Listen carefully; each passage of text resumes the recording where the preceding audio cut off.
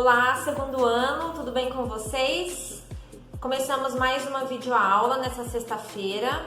Hoje eu vou falar sobre o capítulo 4, cujo título é A Excreção. E estamos na apostila 8, frente A. Então, quem estiver com a apostila em casa, gostaria que abrisse na página 44, tá? Bom, dessa apostila nós já estudamos a digestão, a respiração, a circulação e agora é o quarto mecanismo fisiológico, que é excreção, tá? Bom, todas as células vivas descarregam com frequência os seus resíduos metabólicos no sangue. Então, é necessário que exista uma estrutura, uma organização dentro do indivíduo para que esse resíduo seja eliminado, certo? Esses resíduos, essas substâncias são chamadas de excretas. A excreção, ela pode ocorrer no corpo humano a partir de 3 vias. Primeira via, o sistema respiratório, então é o gás carbônico que é expirado. O suor, que vai ocorrer em qualquer região da pele, e através do sistema urinário, que é um sistema que produz e elimina a urina. É um sistema voltado exclusivamente para essa função de excreção. Então, a partir de agora, a gente vai estudar o sistema urinário, tá?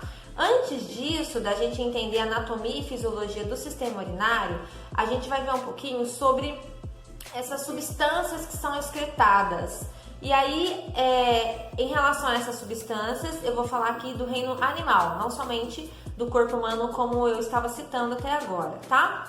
Então, excretas dentro do reino animal são 3 excretas principalmente produzidos. Primeiro, amônia. Amônia é uma substância altamente tóxica, é uma substância que, conforme é produzida, precisa ser eliminada, e junto com essa eliminação, também o corpo elimina muita água. Então, os animais que produzem amônia como um excreta, geralmente são animais que vivem em ambiente aquático. Então, ele não corre o risco de sofrer com a desidratação. A ureia. A ureia é uma substância que, ao contrário da amônia, ela não é tóxica, ela é produzida, ela pode ser armazenada e pode ser eliminada conforme a necessidade e oportunidade do indivíduo.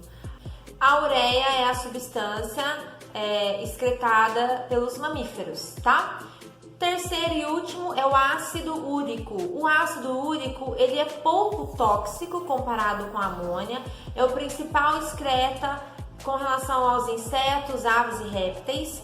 É um excreta que não é solúvel e pode ser armazenado. Sobre a excreção humana, a gente precisa entender primeiramente a anatomia do sistema urinário. Então veja aí esse desenho na tela, que é o mesmo que está na apostila de vocês, na página 50, tá? Então olha só, gente. O sistema urinário é composto principalmente pelo rim, são 2 rins que estão localizados na cavidade abdominal, um de cada lado da coluna. E a função do rim é purificar o sangue.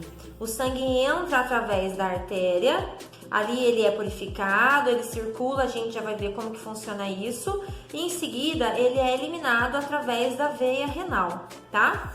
Dentro do rim ocorre então uma purificação, digamos assim, né, do sangue, e a urina é formada. Essa urina, ela é transportada, ela sai do rim através do ureter e ela é colocada dentro da bexiga urinária, que a função é justamente armazenar essa urina produzida, e ela vai ser definitivamente eliminada do corpo humano através da uretra.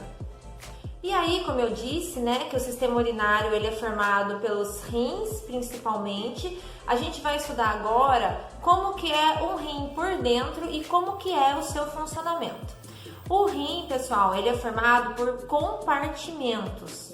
Vamos dizer assim, setores, né? Cada setor seria um néfron, é uma unidade funcional. O néfron tem uma estrutura bem complexa em seu interior, e é isso que eu quero que vocês observem agora enquanto eu explico. Vejam esse desenho aí na tela, que está também na página 51 da apostila de vocês, tá?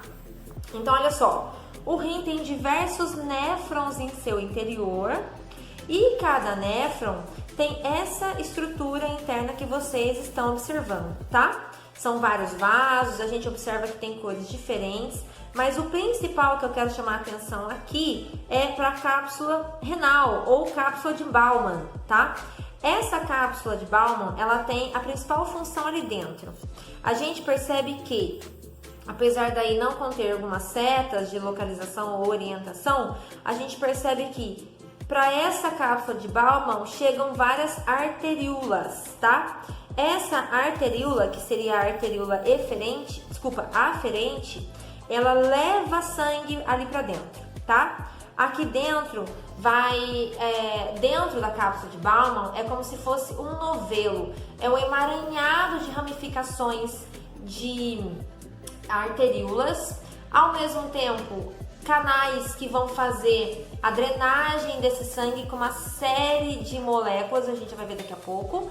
E quando essa arteríola abandona essa cápsula de Bowman, esse sangue que abandona é um sangue completamente diferente do sangue que chegou, tá? A formação da urina vai acontecer, então, durante esse circuito do sangue por dentro dos néfrons, que são vários, certo?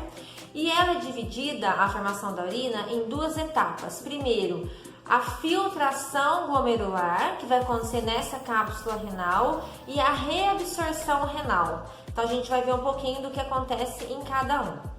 A filtração renal é o que eu já dei uma breve explicada até agora. O sangue entra nessa cápsula, a pressão sanguínea exercida dentro dessa cápsula é suficiente para que parte do plasma sanguíneo extravase e entre em um outro tubo, que aí tem vários nomes, a gente não vai precisar ver isso aqui agora, tá? São tubos paralelos a essa ramificação de arteríolas.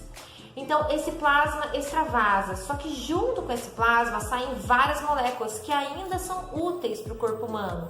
Saem gases, saem anticorpos, vitaminas, sais minerais. E esse líquido que extravasou e que agora está dentro dos túbulos renais, que compõem os néfrons, é chamado de filtrado, tá? Esse filtrado, aliás, parte desse filtrado precisa ser reabsorvido, que, como eu já disse, ele tem moléculas de alto peso molecular, por exemplo, a glicose. Então, a partir desse momento, começa a reabsorção renal. Conforme esse filtrado percorre esses canais complexos e esse emaranhado que eu já expliquei aqui, parte desse plasma com moléculas retorna para o sangue. Então, a urina só é definitivamente produzida, fica pronta, a partir do término dessa reabsorção renal, tá? Porém, existe aqui um fenômeno bem interessante, que é o seguinte: essa reabsorção bem feita, ela só vai acontecer se esse túbulo renal tiver uma boa permeabilidade, né? Ou seja, que permita que esse filtrado, esse plasma com moléculas retorne para o vaso sanguíneo. E essa permeabilidade, ela é conferida por um hormônio chamado ADH. Esse hormônio, nós já estudamos ele em sala de aula. ADH é o hormônio antidiurético, então o nome já indica um pouquinho, né, da função dele. Ele é produzido no hipotálamo e ele entra na corrente sanguínea, banha o corpo inteiro, e aí nesses túbulos renais ele permite que a reabsorção aconteça. Toda vez que a pessoa ingere pouca água, o hipotálamo e a neurohipófise, que abriga esse hormônio, recebe uma sinalização, digamos assim, e aumenta a produção e liberação desse ADH. Com esse aumento, ocorre uma reabsorção mais acentuada, ou seja, a urina se torna escassa, muito concentrada, e o corpo promove uma economia hídrica.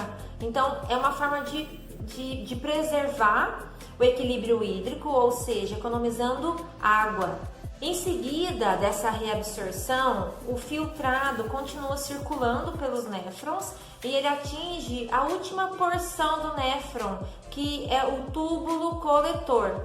Esse tubo coletor, ele continua ainda promovendo uma reabsorção, seria assim, a reabsorção final, tá? Então é a partir desse momento que a urina, agora pronta, ela é transportada para a bexiga através do ureter.